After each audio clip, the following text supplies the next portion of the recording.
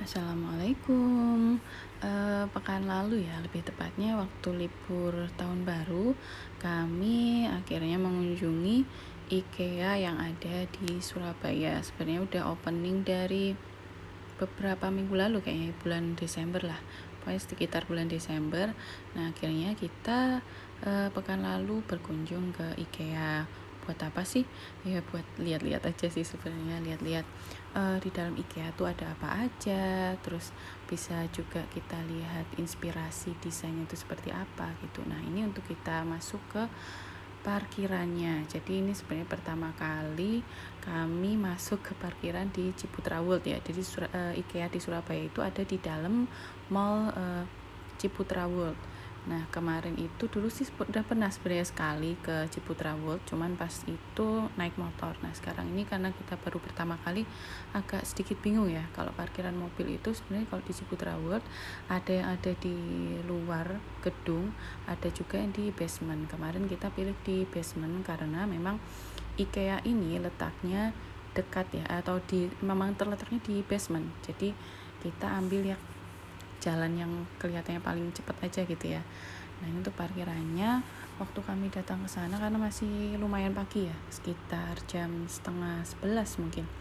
Itu belum begitu ramai. Nah, ini kita udah parkir terus menuju ke dalam mallnya di Ciputra World. Untuk kemarin sih kita nggak diminta untuk scan peduli lindungi, cuman masih ada untuk pengecekan suhu. Ini dekat dengan parkirannya tadi, nggak begitu jauh, udah disambut dengan tulisan IKEA. Dan juga ini kita terus jalan aja, nggak jauh dari tempat masuk parkiran, sudah bisa masuk ke dalam IKEA-nya. Jadi IKEA itu sendiri kalau di Surabaya ya, kalau menurut baca-baca reviewnya sih termasuk IKEA yang tidak begitu besar ukurannya ya, dari IKEA yang ada di Jawa Barat maupun di Tangerang dan juga di Jakarta. Nah, di sana kita bisa lihat macam-macam, mulai dari desain ruangan, terus luas ruangannya itu berapa, terus harga barang yang ada di ruangannya itu berapa. Terus juga bisa juga di sana menerima jasa desain interior. Jadi kita bisa minta desain interior atau mendesain ruangan kita di sana, di desainer yang ada di IKEA. Disebutkan juga beberapa nama desainernya ya di ruangan itu, meskipun nggak semuanya ruangan disebutin nama desainernya.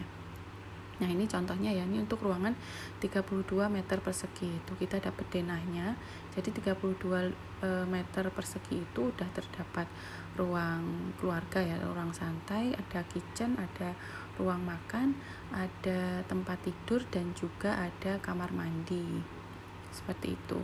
Dan kemarin waktu kita ke sana itu cukup ramai ya, karena memang mungkin ya liburan juga, hari Minggu tanggal 1. Nah, kalau yang bawa anak-anak harus selalu diawasi. Karena apa ya, bisa jadi kan kita nggak tahu ya anak-anak nih megang apa aja. Terus di sana juga ada barang pecah belah, dan kalau rusak ya lumayan ya Bun ya. Nah, kayak gini. Nah, ini untuk pengantaran ataupun pengirimannya seperti ini. Dan kemarin waktu kita ke sana itu sedang ada diskon ya. Kayaknya sih terakhir hari ini ya, tanggal 8 Januari.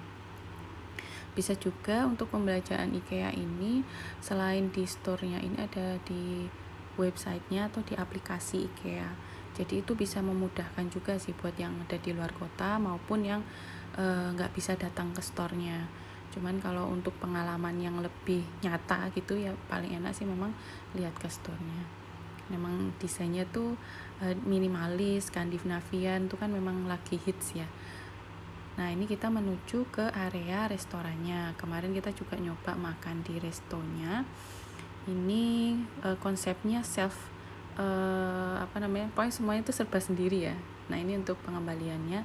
Jadi semuanya mulai dari antri, terus kita bisa lihat menu di scan QR itu tadi. Terus kita mulai ke kios, milih menu, dan pembayaran juga menggunakan mesin EDC. Kemarin sih kita pakai debit card. Terus setelah melakukan pembayaran dan pesan makanan, kita bisa antri lagi.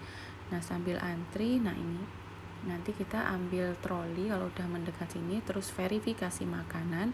Setelah verifikasi makanan, kita nanti akan dapat nomor antrian. Nah, di sini nanti kita bisa ambil makanan. Setelah itu kita bisa pilih meja sendiri. Yang kemarin kita sempat terkejut dengan rasa ini ya, saus lingoberry-nya yang cocok buat semuanya, buat cocolan croissant, buat cocolan meatballnya.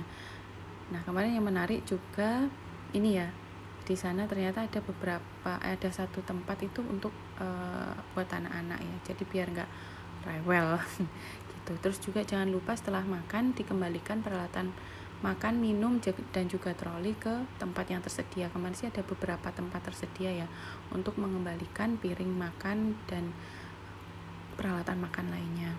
Ini setelah ke furniture, kita ke market hall. Nah, market hall ini isinya perintilan-perintilan sih, kayak gelas, piring, karpet, terus pikura dan lain sebagainya. Ini ada di area market hall. Ini juga cukup luas, pilihannya banyak. Ini ada juga berbagai macam lampu. Nah, setelah dari market hall itu ada area kasir. Nah, setelah kasir itu ada area bistro. Nah, bistro itu untuk makanan ringan ya, jadi nggak ada makanan yang di resto tadi, kayak roti, terus es krim, kopi, itu ada di bistro. Tapi kemarin kita nggak mampir ke bistronya gitu. Nah, ini udah keluar. Nah, sekian ya cerita untuk tur IKEA dan juga makan IKEA hari ini. Terima kasih sudah menyimak. Wassalamualaikum warahmatullahi wabarakatuh.